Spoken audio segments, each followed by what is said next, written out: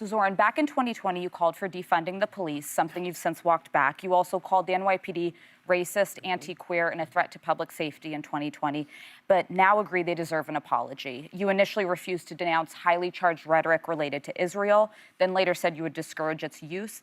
How can New Yorkers trust you and not be concerned that consultants are getting in your ear to get you elected, but you still hold all of those positions? Well, they can rest assured that it isn't consultants in my ear. And I think this is another part of, to be a young person looking to lead is also to leave the opening for growth and understanding. And I can tell you, growing up in this city, I thought often about safety and justice, and I saw how justice was often left aside, whether it was the Central Park Five, whether it was Sean Bell, whether it was Eric Garner, whether it was watching the news of Michael Brown, and then in 2020, to see the murder of George Floyd, it felt as if there had never been a wider chasm in my life between those things.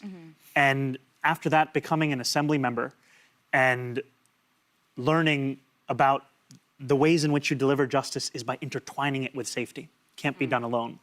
And learning that behind the headlines, behind the caricatures, we're speaking about police officers who are just trying to do their best. And my job as a mayor is to represent those officers who put their lives on the line, represent Muslim New Yorkers who were illegally surveilled, represent Black and brown New Yorkers who've been the victims of police brutality, and do all of it And with Jewish a commitment. Americans Absolutely. And white people, everybody. You talk about everybody. This And is a can I- run-on sentence that includes every New Yorker because of the fact that safety and justice can be non-negotiable no matter who we're speaking about. And can I ask, have you formally apologized to the NYPD? These are conversations that I'm having individually with officers.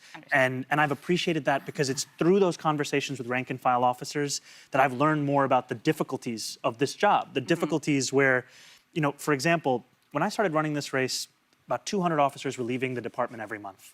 Now it's 350. And when you ask officers why, they'll tell you forced overtime. And what they mean by that is, you know, you got 3 days off at the end of the week, you're planning a trip with your family, and at the last minute you're told, second day you gotta be back. And part of the reason you gotta be back is because we're asking cops to do everything we can think of. We're asking them to handle mental health calls, we're asking them to deal with homelessness. Every year now, cops respond to 200,000 mental health calls. So our proposal is allow the officers to do their job of tackling serious crime and create a Department of Community Safety that deals with homelessness, that deals with mental health crisis, so that we don't have response times like we do today, which are closer to 16 minutes.